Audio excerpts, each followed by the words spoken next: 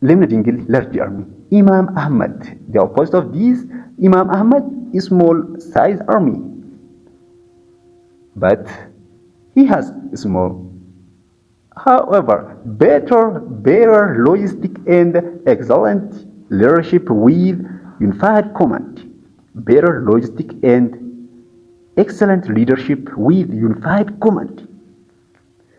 Amma giraanyi wanni isaan injifachuu danda'eef jechuudha yeroo san keessatti waraana isaatti qaayotee illee loojistikiin isaan fayyadaman loojistikii ammayyaawaa ture yeroo san keessatti akkasuma excellent leadership with unified command hoggansa tokkicha jalatti kan yookaan gamtuuman kan hogganu jechuudha. Amma giraanyi kun haala ajaa'ibaatiin kan hogganaa ture yeroo san keessatti liidarii tokkoomsee jara guutuu waraana isaa kan hogganaa turedha jechuudha.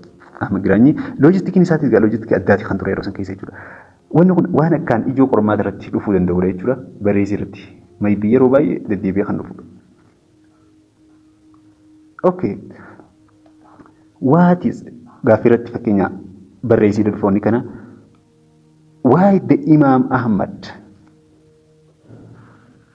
can be won? The first one, better logistic and excellent leadership with unified command. Kanneen lamaan waan ijoodhaa qabachuu qabamaa jechuudha.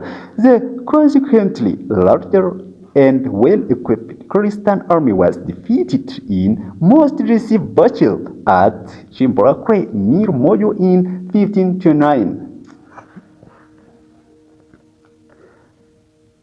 Amma giraanyi kun humni waraanaa isaa tooftaalee kanneeniin kan cimaa turee fi yeroo san achimarraa ka'uudhaan kan waraana isaa babal'ifannaa itti mufee jechuudha. Larger and well-equipped Christian army. Waraana guddaa fi waraana meeshaa baay'ee yookaan meeshaa waraana haalaan qabu kana jechuudha. Mootummaa kiristaanaa kana kan kuffisuu danda'e jechuudha. Guddaa ta'anillee tooftaalee armaan olii dubbanne kana better loojistikii ta'uu fi akkasuma external leadership with unified command kanaanii isaan injifatuu danda'e jechuudha. Mootummaan kiristaanaa injifatamuu eegalee itti deemaa jira jechuudha. Yeroo kana keessa was defeated in most decisive battle at Chimborakwe. Dirree waraanaa Chimborakwe kan jedhamtutti isinis Mojoo cinatti argamti. Bara 1529 keessa Chimborakuretti Ahmad Giraanyi injifannoo jabaa yookaan injifannoo achiin dura hin argamin jechuudha.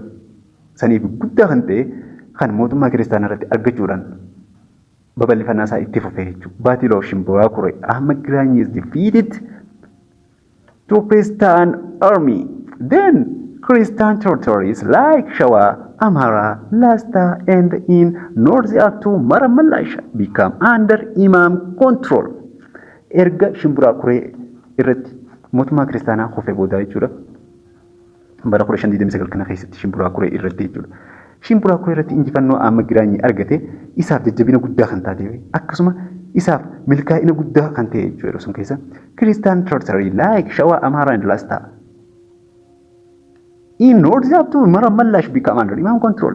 Yeroo san keessa haga Eertiraatti illee jechuudha. Shawaa, Amaaraa fi Laastaa kana dabalatee hanga Eertiraatti kan Imam Ahmad Giraanyi harka galee jechuudha. Mootummaa kiristaanaa irraa ari'ee ture jechuudha. Yeroo san keessa mootummaan kiristaanaa gara Southern Itoophiyaa ammaa kana kan baqatee ture yeroo san keessatti jechuudha.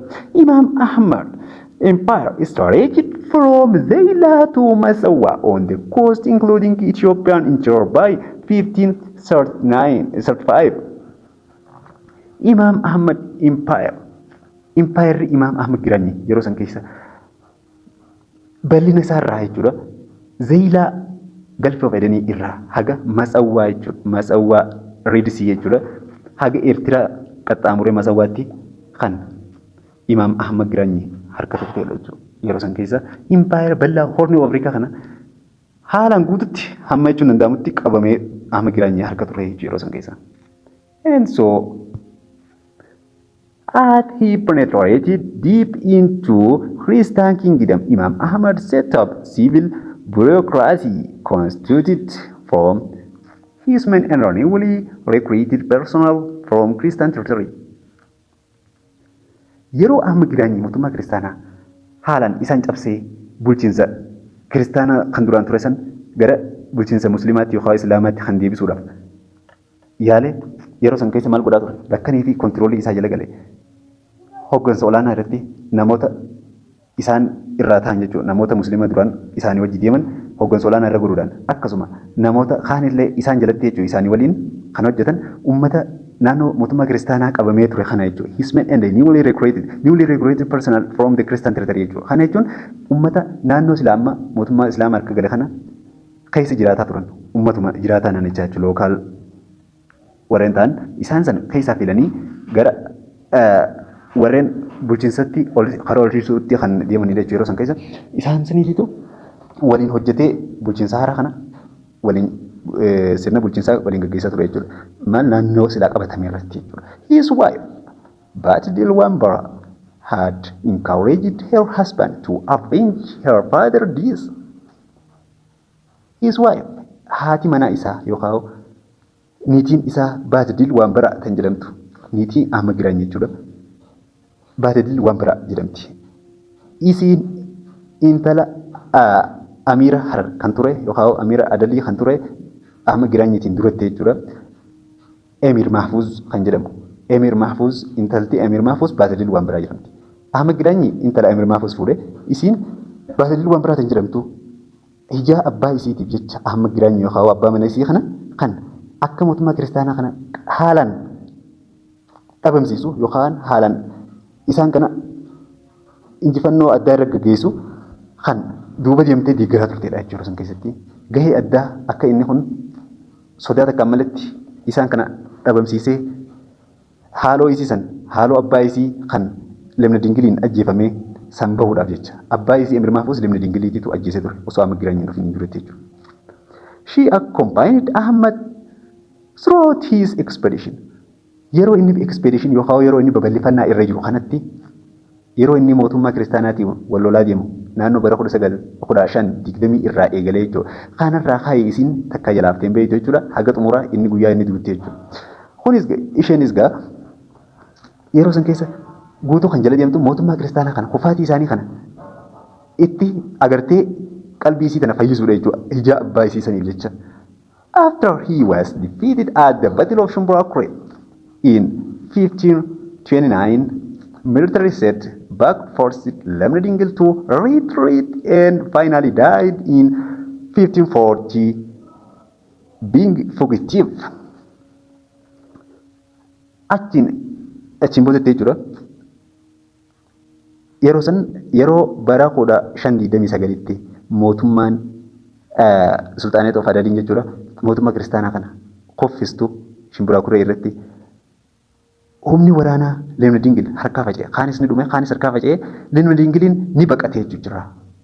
Ni baqatee iddoo waraanaa sanirraa hinduun inni ni baqatee jechuudha. Hanga inni bara 1540tti bakka itti baqate sanii baafamee ajjeefamutti amma giraanyitiin isheen jalaa namne jechuudha. Injifannoo hanga du'aatii yookaan du'a Lemnedingil kana argitutti jalaaftee hin beektu jechuudha. Niitiin isaa Batidil Wambara tan jedhamu. And so his son Galerius 1540 up to 1599 continued towards with strength. Ilmi Lemnedingil kan ture Galerius kan jedhamu aangoo abbaa isaarraa kan abbaan isaa duunaan jechuun Lemnedingiliin bara 1540tti kan ajjeefame amma giraanyitiin yeroo inni abbaan isaa hunduu inni ilmee jechuudha Galeriusin aangoo kan qabate jechuudha. Waraana Galeriusin aangoo qabachuudhaan waraana amma giraanyitii itti fufe.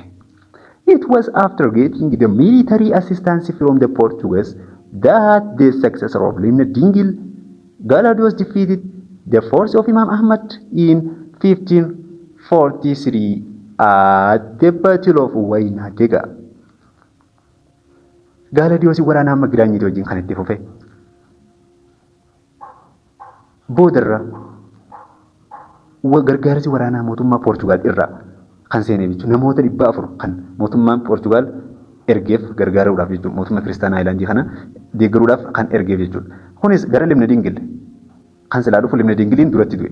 Isaan kan ergaman bara 1540tti ergaman jechuudha. Lemnedingiliin kan du'e bara 1540tti waggaa tokkoon booda eeganii du'e waggaa tokko dabre waraanni namni 400 gargaarsaaf kan dhufan. Kunis akkuma dhufaniin bara 1543tti batilii dirree waraanaa Wayinaa Dagaa kan jedhamtu irratti Ahmad Giraanyi injifachuu dandeenyiti kan jiru jechuudha. Gaalaadiyoos ilmi Leemni Dingila kun Ahmad Giraanyi bara 1543tti Battle of Wayinaa Dagaa irratti injifate.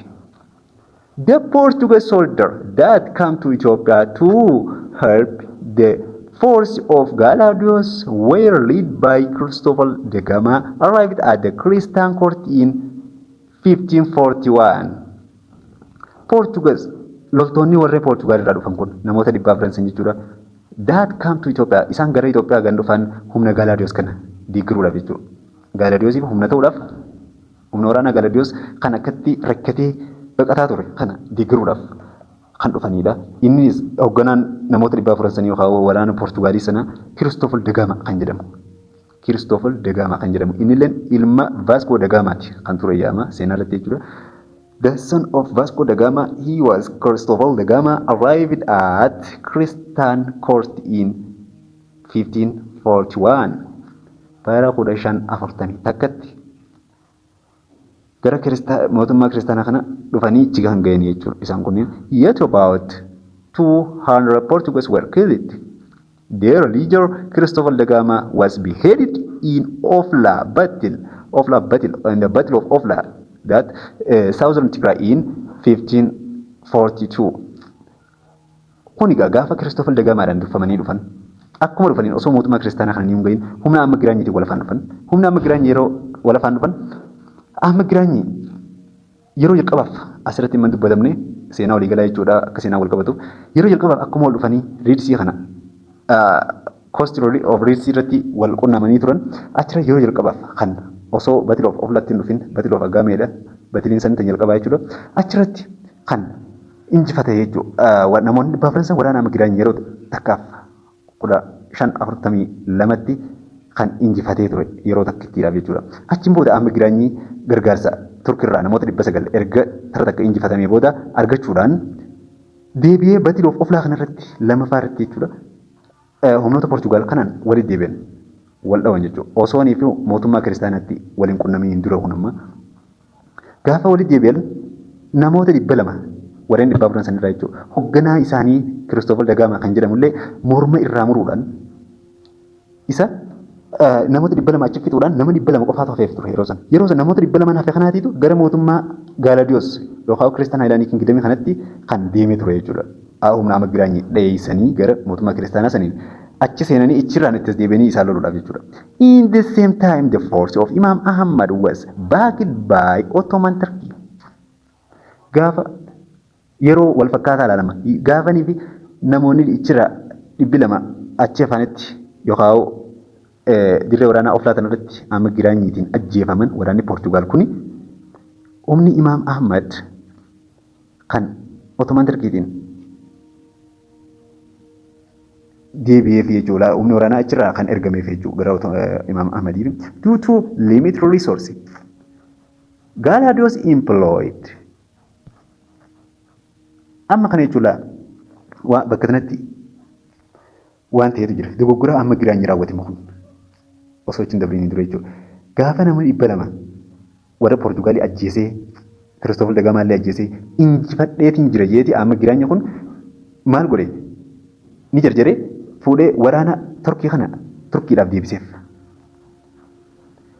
Gara Turkii deebisee jechuudha waraana isaa kan nama 900 Turkiirraa ergamee fi maaskettiidhaan jechuudha. Humnoota jajjaboo yeroo sanii kan turan Portugaalii cabsee jechuudhaan gara Turkii akka deebi'an godhee jira. Yeroo kana namoonni 200 hafan mootummaa kiristaanaatti dabalamuudhaan Imaam Ahmad kan hoffisuu dandeenye jechuudha. Sababa inni humna waraanaa Portugaalii Ottoman Turkii kan isaaf ergame firraa itti deebisee ture jechuudha. Due to limited resources, Galadiyoos employed hit and run strategy which severely affected Imam's army. Galadiyoos yeroo san keessa tooftaa waraanaa inni itti fayyadame keessa hit and run strategy kana jechuun riphee loltummaadhaan jechuudha. Tooftaa riphee loltummaa fayyadamuudhaan humna waraanaa Ahmad Giraanyi osoo hin beekamne battalumatti dha'uudhaan bakka isaan itti dhahinatti haaleeruudhaan tooftaalee gargaraa fayyadamuudhaan hid and run istiraatiijii fayyadamuudhaan jechuudha. Riphee loltummaa fayyadamuudhaan humna amma giraanyii miidhaa hamaa balaa hamaadhaaf saaxila jechuudha sun keessa. While Imam Ahmad was encamped near Lake Tana, he was attacked and killed after fires fighting at Wainadaga in 1543. Ta'ullee yeroo Imam Ahmad kun dirree waraanaa irratti naannoo Harataanaa cinaa dirree waraanaa kan turte achitti miidhaan jabaan kan irra gahee ture jechuudha sun keessa. He was attacked. Maaliif humni waraanaa isaa inni dongoriin raawwatee yeroo sun keessa jechuudha injifadheetiin jira. As booda anin injifatamu jechuu qalbii isaatti murteessee ture jechuudha. Kanaatiitu isa injifannoodhaaf saaxilee humna waraanaa leenjisuu deeggarsa turkirraa argatu kan dhaabee fi humna waraanaa leenjisuu kan dhaabee ture jechuudha yeroo sun keessa. Sababa kanaaf kufaatii hamaa jala seenuu danda'e jechuudha Ahmad Giraanyii. He was attacked. Inni kan miidhee fi akkasuma killed kan ajjeese after first fighting at Wainadaga irratti.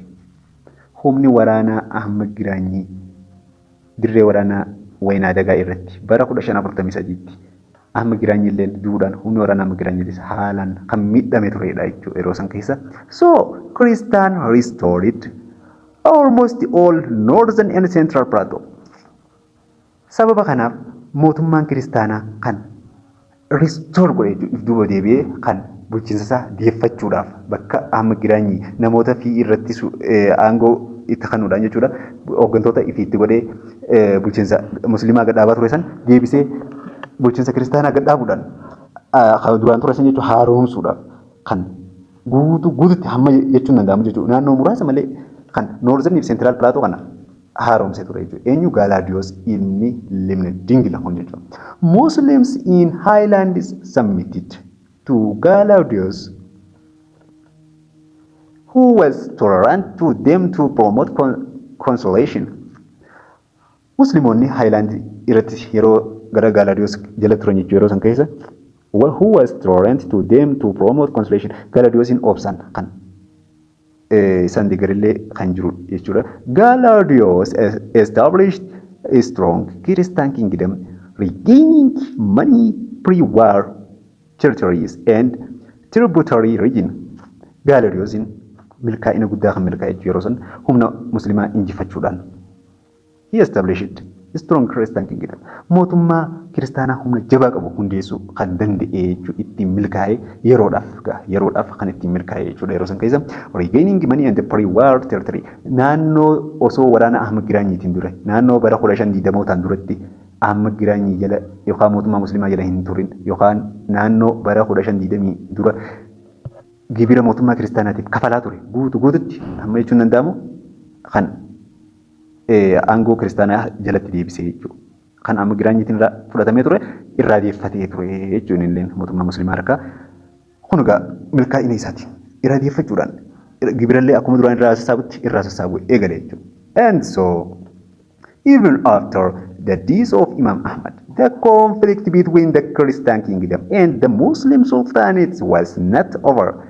Growing challenge to Christian came from. Yoo Imam Ahmad Ibrahim kana mootummaan kiristaanaa yookaan Galaadiyoosiif godhe injifannoo addaa silaa yoo irra gaggeessallee garuu mootummaan kiristaanaatii fi mootummaan islaamaa kana jidduutti wal dhabdeen ichirratti hin dhaabbanne wal dhabdeen ittuma fufe jechuudha wal waraansilleen itti fufe yeroodhaaf humni musliimaa kan kufullee yoo ta'u growing challenge to the Christian come from mootummaa kiristaanaa kana akkuma duraan challenge hamaa jala Ahmad Giraanyiitii waliin turan amma challenge garagaraa itti heddummachuudhaan rakkoo baay'ee keessa kan galuu dandeechu mootummaan Christian Highland Kingdom jennuun kun the retreating adult soldier Jesuit introduced humnoota adal kan duraan isaan baqatee turee fi akkasuma Jesuit introduced yookaan warreen jushotaa kana isaanillee kan mootummaa kiristaanaa kana wal dhabdee jidduu isaanii kan dhufe jechuudha. Humna Portugal kanaa fi mootummaa adalirraa illee wal dhabdeen kan dhufe. Kana jechuun gaa humna kiristaanaa Awurooppaa irraa Portugaaliin yookaan jisoota ta'e jechuudha kan mootummaa kiristaanaa deeggaruudhaaf dhufan isaan kaatolikizimii akka isaan fudhatan barbaadan garuu kun warri Itoophiyaadhaa yookaan kiristaan Haayilaandii Itoophiyaan kun jechuudha ortodoksiidha kan isaan qaban. Sababa kanaaf jecha kaatolikii mormuu isaaniirraa kan ka'e wal dhabdeen rakkoon jidduu Poorchugaalii fi Kiristaan Aayilaandii jidduutti kan uumame. Akkasuma humni Adal kan waraana Ammigiraanyii bara 1543tiin injifatamee dheessee ture deebi'ee loluudhaan rakkoo guddaa itti ta'uu danda'e kun jechuudha. Ottoman Turkish and Oromo that advanced into center. Ottoman Turkey illeen gara Riidsii irraan dhiibbaa jabaa irra geessisuu eegalte jechuudha. Yeroo sanii and Oromo illeen Oromo advancement into center gara walakkaa kanaan jechuudha. Gara Southern and Centralii kanaan kan Oromoonis babal'ifannaa eegalte jechuudha. Yeroo kana rakkoolee garaagaraa kanaan mootummaan Galaadiyoosiin hoogganamu kan mudate jechuudha. Emperor Galadios was killed while fighting the force of Adal led by Emir Nur Ibn al-Wazir Mujahid. Mujahid in 1559. Yeroo kana keessa Emperor Galadiyoosiin kan ajjeefame jechuudha. Emperor Galadiyoos kan ajjeefame waraana Adalii wajjin gaggeessaa turan irratti. Kunis Emir Nur Ibn al-Wazir Mujahid bara 1559tti. Emir Nur Ibn al-Wazir Mujahidiin kan jaamu kanaatitu Emir Harar dhaalaa Ammigiraanyiitti aanee kan Adal gaggeessaa ture jechuudha. Inni kun deebi'ee waan inni Ammigiraanyii irra raawwatee ture kan Galaadiyoos illee ajjeesuu danda'e jechuudha. Deebi'ee bara 1559 irratti Galaadiyoosis kan du'e. This conflict was internationalized due to the involvement of Portuguese and Ottoman Turkey. Waldhabdeen gaanfa Afrikaa keessatti gaggeeffame kun mootummaa Musliimaa fi sultaanota Adalii fi Kiristaan Aayilaandii Kingidamii jidduutti kan gaggeeffame kun internationalized due to the involvement of Portuguese and Ottoman Turkey.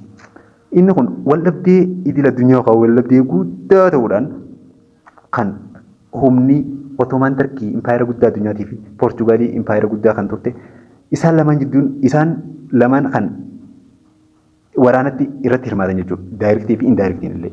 Daayirektiidhaan kan isaan irratti hirmaatan humna waraanaa isaanii erguudhaani. Indaayirektiidhaan ammoo meeshaadhaan gargaaruudhaan jechuudha. Gama lamaanittuu kan irratti hirmaatanii turan. Kanaaf internationalized conflict ta'uu danda'e jechuudha. The period between 1543 and 1555 jechuudha. Yeroo bara 1543 fi 1555 jidduutti was characterized by the chosen disorder.